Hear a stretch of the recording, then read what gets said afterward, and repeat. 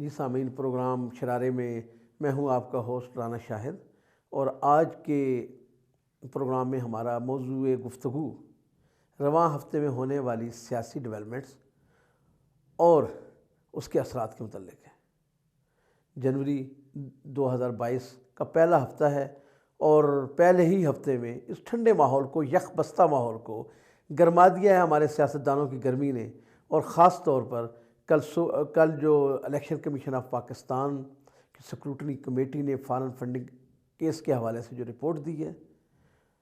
اس نے، اور اس سے ایک دن پہلے جناب وزیر اعظم عمران خان صاحب کے اپنے ترجمانوں کے اجلاس کے خطاب نے، اور پھر بی بی مریم نواز شریف کی اس آڈیو لیک نے ماحول کو جو ہے خاصا گرم کر دیا ہے، اور ایسا محسوس ہوتا ہے کہ واقعی 2022 جو ہے وہ الیکشن کا سال ہی ثابت ہوگا۔ ناظرین،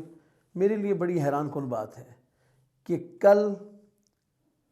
جب الیکشن کمیشن آف پاکستان کی سکروٹنی کمیٹی نے اپنی رپورٹ پیش کی تو پاکستان تحریک انصاف کا جو اس نے جو مطالبہ کیا وہ سب کے لیے حیران کن تھا کہ اس کارروائی کو خفیہ رکھا جائے، یعنی صاف چلی شفاف چلی کا نعرہ لگانے والی، اور عمران خان جو ایک دن پہلے خود کو بتا رہے تھے کہ میں برانڈ ہوں، اور آپ کے پاس برانڈ کس چیز کا برانڈ ہوں؟ ایمانداری کا برانڈ۔ تو آپ میرے ایمانداری کا جو میرا لوگو ہے، میرا جو ایمانداری کا ایک ٹائٹل ہے، آپ اس کو بیچ سکتے ہیں، آپ لوگوں کو بتا سکتے ہیں کہ آپ کا لیڈر ایماندار ہے، آپ کا لیڈر چور نہیں ہے۔ اور یہی وہ عمران خان صاحب کی 25 سالہ سٹرگل کا نقطۂ آغاز بھی ہے اور نقطۂ اختتام بھی ہے۔ لیکن کل پی ٹی آئی کی قیادت نے، پی ٹی آئی کے وہاں پر رہنماؤں نے، اس کے وکلاء نے عمران خان کی اس 25 سالہ محنت پر جو ہے وہ پانی پھیر دیا، کیے کرائے کو ضائع کر دیا ہے کہ انہوں نے جب عدالت سے استدعا کی کہ فارن فنڈنگ کی اس رپورٹ کو آپ نے خفیہ رکھنا ہے، اس کو منظر عام پر نہ لایا جائے، اور وہاں پر کیا معاملہ ہوا کہ Pakistan Tehreek Insaf P T I کے کھاتے میں 31 کروڑ روپے کی وہ رقم دکھائی گئی، وہ بتایا گیا جس کا کوئی حساب نہیں ہے، جس کا کوئی آڈٹ نہیں ہے، جس کو شمار نہیں کیا گیا، یعنی ان 31 کروڑ روپے کی رقم کو چھپایا گیا، اور 3 اکاؤنٹس کو خفیہ رکھا گیا جن کے بارے میں یہ استدعا کی گئی کہ ہم نے ان کو ظاہر نہیں کرنا۔ اس کے علاوہ نیوزی لینڈ والے اکاؤنٹ تک رسائی نہیں دی گئی۔ تو یہ معاملہ جو ہے پاکستان تحریک انصاف کے اس دعوے کو کہ صاف چلی اور شفاف چلی، تحریک انصاف چلی، یا آپ کا برانڈ ایماندار ہے، اس کو مشکوک بنا رہے، اس پہ انگلیاں اٹھا رہے۔ تبھی تو احسن اقبال نے کل کہا کہ ایمانداری کا جو برانڈ تھا کل اس کا میک اپ اتر گیا، یعنی کل اپوزیشن کا دن تھا۔ کل کا دن جو تھا وہ اپوزیشن نے پاکستان تحریک انصاف کی ایمانداری کو جو ہے وہ آڑے ہاتھوں لیا، اور تحریک انصاف کے ان 47 ترجمانوں کے پاس کہنے کے لیے کچھ بھی نہیں تھا، ان کے پاس سوائے ڈیفینسو موڈ کے، اس کے علاوہ ان کے پاس کہنے کے لیے کچھ نہیں تھا۔ اور مجھے حیرانگی ہے کہ خان صاحب کی ٹیم میں کوئی بھی ایسا شخص نہیں ہے جو کم سے کم پی ٹی آئی کا دفاع کر سکے، اور بڑی حیرت ہوتی ہے کہ آج پاکستان کے اندر ہر چیز کے جو ریٹس ہیں،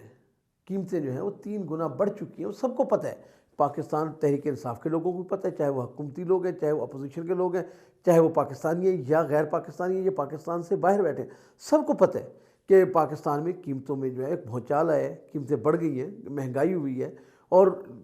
اس کو آپ امریکہ کے کھاتے میں ڈال دیں مہنگائی کو، یا آپ اسے جو ہے کرونا کے کھاتے میں ڈال دیں، یا آپ جس کے مرضی ہے سر پہ ڈال دیں کہ مہنگائی کا فلاں ذمہ دار ہے، لیکن آخری ذمہ داری جو ہے وہ اس حکومت کی ہے۔ تو آپ کو اس چیز کا احساس کرنا ہوگا۔ آپ لوگوں میں بیٹھ کر بباغ دہل کہتے ہیں، آپ لوگوں کا مذاق اڑاتے ہیں، آپ کہتے ہیں جی کہ اگر 3 روپے کی گولی 7 روپے کی ہو گئی ہے تو اس سے کیا فرق پڑتا ہے۔ آپ یہ کہتے ہیں کہ جی اگر چینی کی قیمت بڑھ گئی ہے تو آپ چینی کا استعمال کم کر دیں۔ آپ یہ کہتے ہیں کہ جی 1 روٹی کھائیں۔ آپ یہ کہتے ہیں کہ جی آپ اپنے عیاشیاں ختم کر دیں، آپ اپنے عللے تللے ختم کر دیں۔ تو یہ وہ چیزیں ہیں جس سے عام آدمی جو ہے وہ متاثر ہو رہا ہے، براہ راست متاثر ہو رہا ہے۔ وہ یہ سوچنے پر مجبور ہے کہ پاکستان تحریک انصاف، جس کو ہم نے تبدیلی کی جماعت سمجھ کے، جس کو ہم نے پاکستان میں انصاف کی اور لوگوں کے لیے عام آدمی تک رسائی کی جماعت سمجھ کر ہم نے اس کو ووٹ دیا، آج وہی پارٹی غریب آدمی کا مذاق اڑا رہی ہے کہ آپ اپنے بچوں کے لیے دودھ دینا بند کر دیں، آپ کھانا پینا بند کر دیں، آپ دوائیاں لینی بند کر دیں، اور ان کا پھر آپ مذاق اڑاتے ہیں کہ 2 روپے بڑھ گئے ہیں تو کون سی قیامت آ گئی ہے، کون سا پہاڑ ٹوٹ گیا ہے۔ تو یہ آپ کے وہ الفاظ ہیں، یہ آپ کے رویے ہیں، یہ آپ کے موڈز ہیں، جس کی وجہ سے پاکستان تحریک انصاف کا جو گراف ہے وہ دن بدن کم ہو رہا ہے۔ اور میں سمجھتا ہوں کہ عمران خان نے اپنی زندگی کا یہ آخری کارڈ کھیل لیا، اپنی سیاسی زندگی کا۔ اس کے بعد عمران خان کے پاس کچھ نہیں بچتا۔ کرپشن کا آپ نے نعرہ لگایا، آپ کے دور میں سب سے زیادہ کرپشن ہے۔ آپ پاکستان کی رپورٹس پڑھ لیں، بیرون ملک سے آئی ہوئی رپورٹس کو پڑھ لیں، کرپشن میں پاکستان کا نمبر 1 ہے۔ دوستوں کو نوازنے کے حوالے سے آپ کا ہے، سکینڈل آپ کے دور میں بنے، بی آر ٹی کا سکینڈل آپ کا ہے، معلم جبہ کا سکینڈل آپ کا ہے، آٹے اور چینی کا سکینڈل آپ کا ہے، دوائیوں کا سکینڈل آپ کا ہے، کھاد کا سکینڈل آپ کا ہے۔ وہ کون سا شعبہ ہے جس میں آپ کا کوئی سکینڈل نہ بنا ہو؟ لیکن اس کے باوجود پاکستان کے عوام وسعت قلبی کے ساتھ آپ کے ساتھ تعاون بھی کر رہے تھے اور آپ کو چانس بھی دے رہے ہیں برابر۔ اور صرف اس میں ایک چیز باقی بچی تھی، اور وہ تھا کہ بندہ ایماندار ہے، خان صاحب ایماندار ہے، آپ کا وہ برانڈ تھا۔ لیکن کل وہ بھی آپ کا دعویٰ بیچ چوراہے جو ہے وہ پھوٹ چکا ہے۔ سپریم الیکشن کمیشن میں آپ کے پارٹی نے جو حرکت کی ہے، وہاں پر جو درخواست دی ہے کہ ان معاملات کو خفیہ کیا جائے، جبکہ آپ ہی کا خان صاحب دعویٰ تھا، آپ کا ہی مطالبہ تھا، اور آپ کا سب سے بڑا مطالبہ ہمیشہ یہی رہا ہے کہ تمام چیزوں کو ٹرانسپیرنٹ ہونا چاہیے، تمام چیزوں کو بلیک اینڈ وائٹ میں سامنے آنا چاہیے۔ لیکن کل آپ کی پارٹی نے بالکل اس کے معکوس کام کیا، اس کے بالکل جو ہے اس کے خلاف کام کیا، جو آپ کا ایک ویژن ہے۔ تو میں یہ سمجھتا ہوں کہ جس طرح آپ نے کے پی میں بلدیاتی انتخابات میں شکست کے بعد اپنی ٹیم کو بدلا اور آپ نے تمام پرانی باڈیوں کو بحال کیا، آج آپ کو اسی طریقے سے اپنے میڈیا ایڈوائزر کو بھی بدلنے کی ضرورت ہے۔ یہ میڈیا ایڈوائزر جو آپ کو سب اچھا کی رپورٹ دے رہے ہیں اور جو آپ کو بتاتے ہیں کہ عوام آپ سے بے حد خوش ہے، وہ آپ کو ڈبونے والے ہیں، وہ اس پارٹی کا خاتمہ چاہتے ہیں، وہ کسی اور کے ایجنڈے پہ کام کر رہے ہیں۔ تو خان صاحب، میری آپ سے یہ گزارش ہے کہ آپ دیکھ لیں کہ پنجاب میں 13 ضمنی الیکشن ہوئے پاکستان میں، اس میں پی ٹی آئی کا کیا حشر ہوا۔ آپ کے سامنے رزلٹ ہے کنٹونمنٹس بورڈ کا کہ عبرتناک شکست ہوئی، اور آپ دیکھ لیں کہ آپ کا جو ہوم گراؤنڈ تھا کے پی، وہاں پر آپ کو سب سے بری شکست ہوئی۔ اور اگر آپ چاہتے ہیں کہ آپ کلین سویپ سے بچیں، جسے شلہ کہتے ہیں، آپ شلے سے بچیں، تو اگر آپ نے شلے سے بچنا ہے تو آپ کو اپنی ٹیم کو بدلنا ہوگا، اور آپ نے لوگوں کو کوئی خواب نہیں دکھانے، آپ کے پاس کوئی ٹائم نہیں بچا۔ 1 سال کا وقت ہے، 1 سال کا صرف وقت ہے، اور اس 1 سال میں آپ لوگوں کو حقیقت بتائیں جو بھی آپ کے پاس ہے۔ لوگ آپ پہ اعتماد کرتے ہیں، لیکن آپ کا یہ اعتماد تب بحال ہوگا، نوجوان آپ کے پاس دوبارہ آپ کے پاس تب آئیں گے جب آپ لوگوں کو حقیقت بتائیں گے۔ کل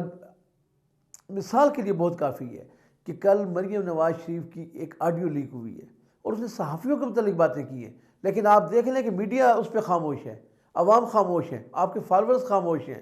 آپ کا سوشل میڈیا اس پہ بات نہیں کر رہا۔ اس کی کیا وجہ ہے؟ کہ لوگ شاید دوبارہ سے ان کے متعلق چاہتے ہیں، لوگ دوبارہ سے انہی لوگوں کو لانا چاہتے ہیں۔ تو خان صاحب، آپ کو یہ سوچنا ہوگا، آپ کے پاس واپسی کا راستہ نہیں ہے۔ اگر آپ کی پارٹی سے ایک مرتبہ یہ چانس ختم ہو گئے تو دوبارہ آپ کے پاس واپسی کا کوئی راستہ نہیں بچتا۔ تو آپ کو سوچنا ہوگا اور آپ کو اپنی میڈیا ٹیم کو بدلنا ہوگا۔ بہت بہت شکریہ۔